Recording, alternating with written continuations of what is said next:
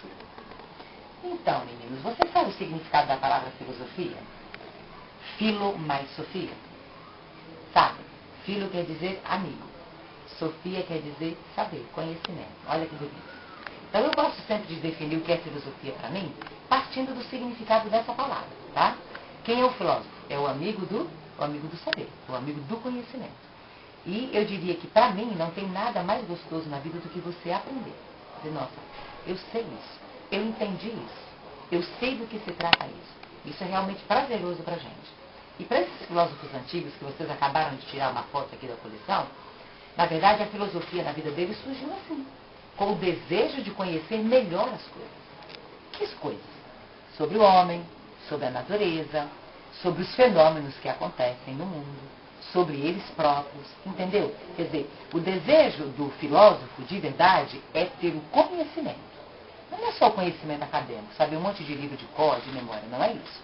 É conhecer as coisas, e esse conhecer tem que ser a fundo. Porque uma coisa é o conhecimento superficial, que a gente pode ter e não refletir sobre aquilo, não saber o porquê daquilo, né? Esse pode ser até, eu chamaria de informação. Então, uma coisa você diz, eu fiquei sabendo que foi colocado um cartaz ali. Isso é uma informação. Agora dizer, que cartaz é esse? O que está escrito no cartaz? Por que esse cartaz foi escrito? Para quem ele foi direcionado? Vocês não acham que isso é muito mais do que saber que tem um cartaz colado no mural? Então, para mim, filosofia é isso. É você realmente viver como uma pessoa que de fato conhece. Conhece a você, conhece o outro, conhece os fenômenos que giram em torno da tua vida, conhece a natureza, sabe? Conhece as coisas, sabe o porquê de todas as coisas. Para o filósofo, essa pergunta, por quê, é essencial. Tá? Aliás, não é só o porquê, é o para quê, é o como. Ou seja, para o filósofo, os questionamentos são mais especiais do que as próprias respostas. Entendeu? Então, a filosofia é mais ou menos isso. Professora, qual é o seu filósofo predileto e se você puder falar alguma coisa sobre ele, como ele se aplica no seu dia a dia? Então, vocês viram ali a minha coleção? Aquela é uma coleção que tem desde os filósofos antigos, reconhecidos pela história. Primeiro deles foi Sócrates, né? Depois veio Platão, depois Aristóteles. Não sei se vocês já estudaram sobre isso. Sócrates é o chamado pai da filosofia, tá? Não que ele criou algo novo. O que ele fez que levou o nome de pai de filosofia? Ele fez o seguinte, ele levou as pessoas a pararem e pensar nas coisas. Perguntarem, querer entender melhor as coisas.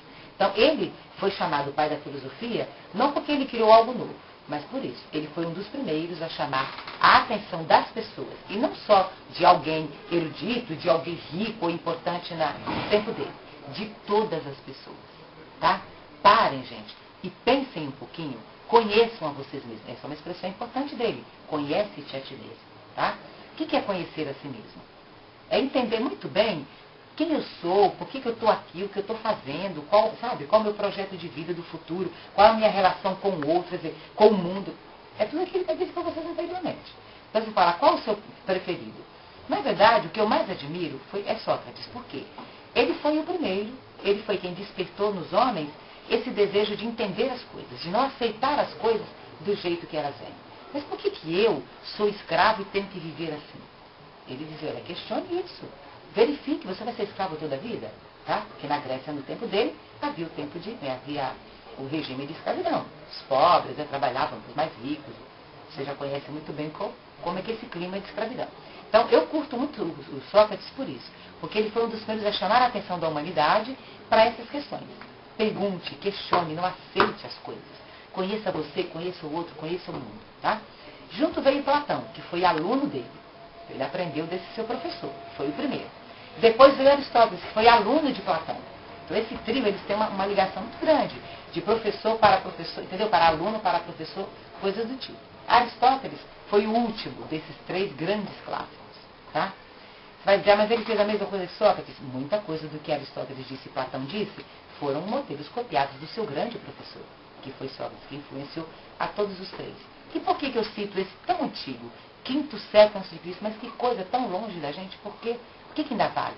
Vale. Vale porque, na verdade, ele criou as bases para o pensamento, né, filosófico, as bases para os questionamentos filosóficos, e eu acho que quem cria a base nunca deve ser esquecido.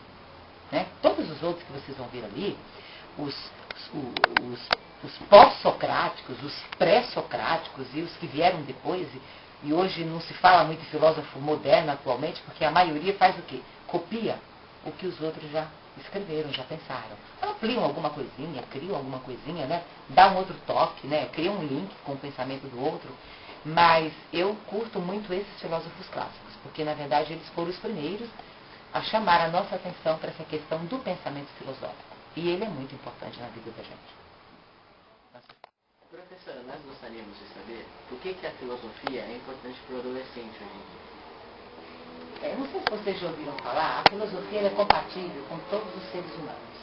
E vocês vão se surpreender com o que eu vou dizer. A filosofia tem que ver, inclusive, com criança também. A criança é muito questionadora. É ou não é? Ouviram falar naquela famosa fase dos porquês? Lá por volta dos 3 aninhos, 4 aninhos que a criança tem. Mãe, mas por que, mãe, que a lua é redonda? Mas por que isso está aqui e não está aqui? E os pais muitas vezes não têm paciência. Falam, chega de pergunta boa, você quer saber tudo, não é hora de saber? Quer dizer, há aqueles estudiosos da filosofia que dizem assim, a filosofia tem que ver com a criança. E eu pergunto para vocês, o adolescente também não é questionador? Tem tudo a ver com vocês. Quer dizer, se ela é incompatível com uma criança de 4 anos, que quer saber de onde eu vim, e os pais ficam vermelhos, embananados e dizem, meu Deus, o que aconteceu? Não posso dizer nada ainda para essa criança sobre isso, né? A criança é questionadora. Aliás, o ser humano é questionador. Quando ele deixa de ser questionador?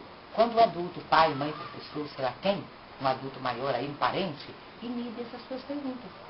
Você pergunta muito, que menino bobo, para que ficar perguntando, não tem um tempo de responder.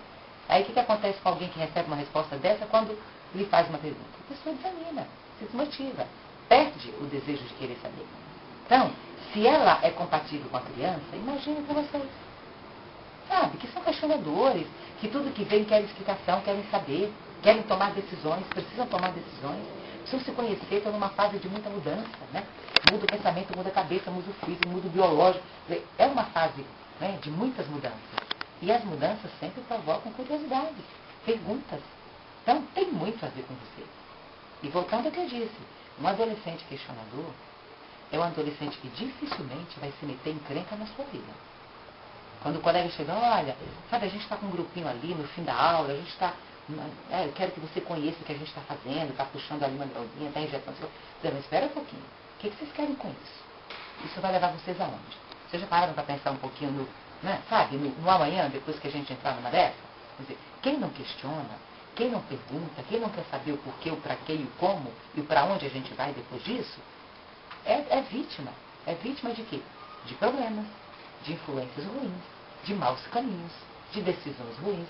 Por quê? Eu não peço simplesmente alguém me propor, é meu amigo, eu não quero sair do grupo, estou indo. Percebe?